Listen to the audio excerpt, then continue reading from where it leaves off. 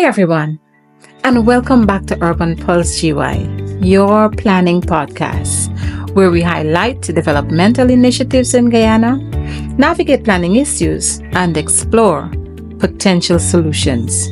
I am Cassandra Limbeck Finance, your host and planning coach. Good evening.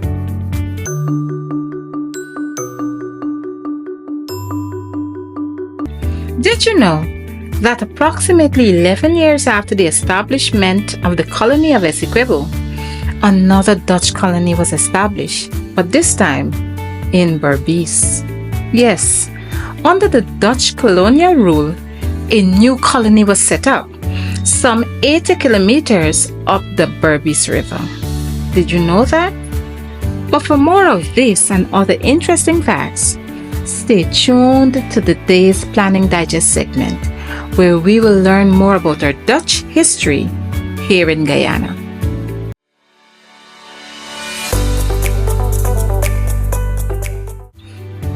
Have you ever heard about the term planning theory?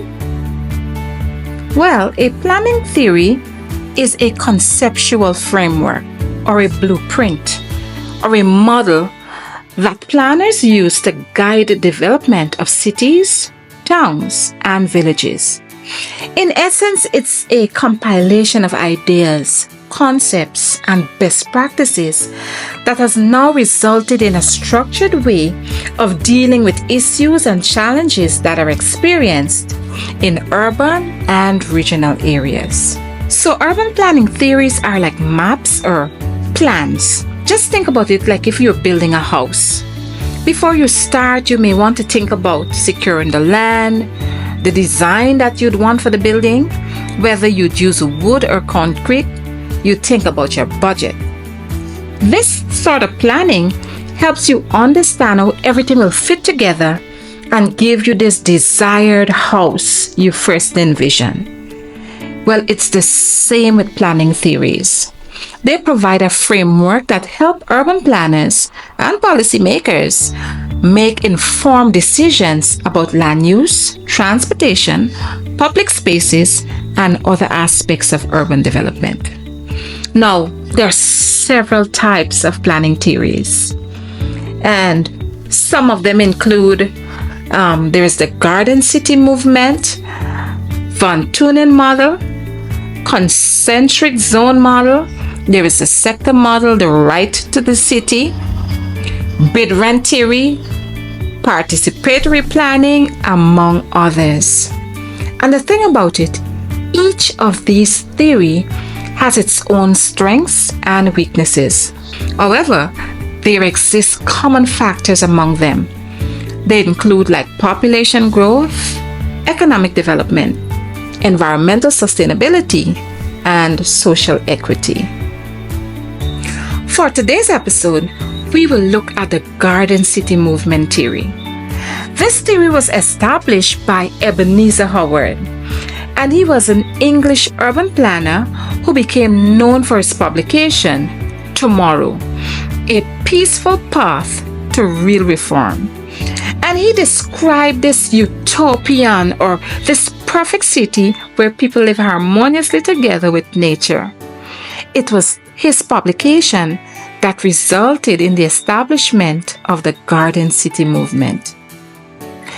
Ebenezer Howard's idea combined the best rural and urban living for residents, and he focused on sustainability, social equity, and a high quality of life. And he did so by advocating for the creation of small self-contained communities around the greenbelt. In other words, these communities were surrounded by undeveloped lands. The undeveloped land was used as a buffer between urban centers and surrounding rural communities.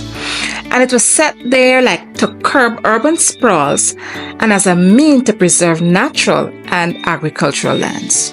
He proposed that these green belts can be like parks or forests or a farmland or any other uses that we can find for undeveloped areas.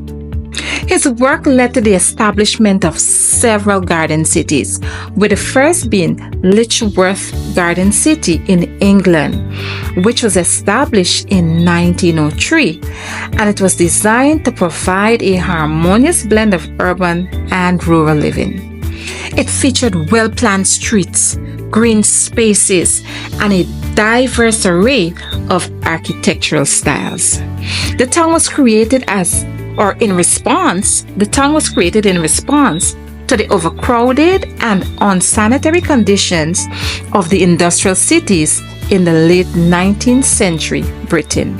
The Garden City became the blueprint for urban planning, inspiring modern town planning, and similar cities developed globally.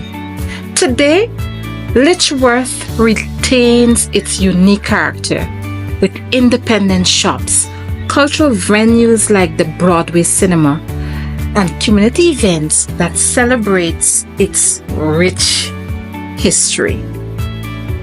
For all your photography needs, contact Lightning Photography today. We provide stunning and professional photography for weddings, birthdays, engagements, and we also do professional headshots and passport photos. Our studio is conveniently located at Company Road, Buxton, on the east coast of Demerara. So give us a call on 663-6067. That's 663-6067. Or find us on Facebook at Lightning Photography. Lightning Photography, vividly stunning.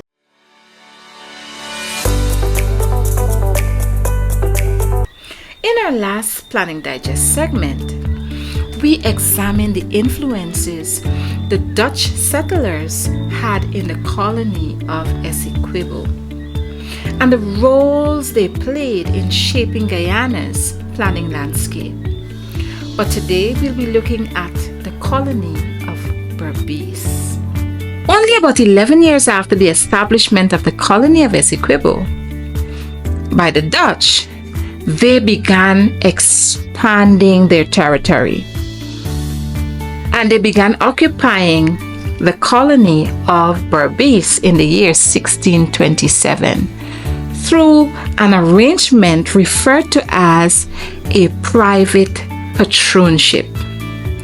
By definition, according to the 17th century period, it was a landholding system that was established by the Dutch colony of New Netherlands, where individuals known as patroon were granted large tracts of land by the Dutch West Indian Company. These grants were part of an effort that encouraged settlement and colonization. In this landholding system, these persons were given large tracts of land. They were granted these lands. Often they spanned like massive distances along major rivers. They had certain rights and privileges, including the ability to create civil and criminal courts. They also had the privilege of appointing local officials, among many others. These privileges actually made the patroon powerful figures in these areas. But in exchange for these privileges, the patroon were required to establish a settlement on their land within a specific time frame. This arrangement usually involved the patroon bringing at least 50 families or colonialists to inhabit the land. The settlers they brought would pay them a rent. And because of this, it created like a hierarchical structure where the patroon held significant economic power over these tenants. Patroons had rights to acquire enslaved laborers through provisions in the charter, which was granted by the Dutch West Indian Company, and it allowed them to exploit slave labor for agricultural and other economic activities on their land. That was a part of the agreement. But in the case of Berbice, a gentleman by the name of Abraham Ben-Pierre, a merchant, he entered into this private patronship with the Dutch West Indian Company. And his settlement was located approximately 70 miles up the Berbice River. There, he constructed a fort by the name of Nassau. And it was named after a Dutch prince named Maurice of Nassau. The settlement around Fort Nassau became very successful as the Dutch began trading and bartering goods with the Amerindians. So they trade like knives and hardware, cloth, tobacco, and anato. The anato is a dye that was obtained from the coat of a seed from a tropical fruit, and this was used to color food. Fort Nassau became the administrative center of the Dutch settlers in Berbice, and it served as the primary hub for governance and military defense in the colony. So, there you go, my friends. Digest on that. So, this has brought us to the end of today's podcast, where we discussed planning theories and explored our history from the perspective of the Dutch settlers in Berbice. Join us again next week. And remember to like, share, follow, and subscribe to our content on Facebook and YouTube. And remember, together we build sustainable communities and a better Guyana.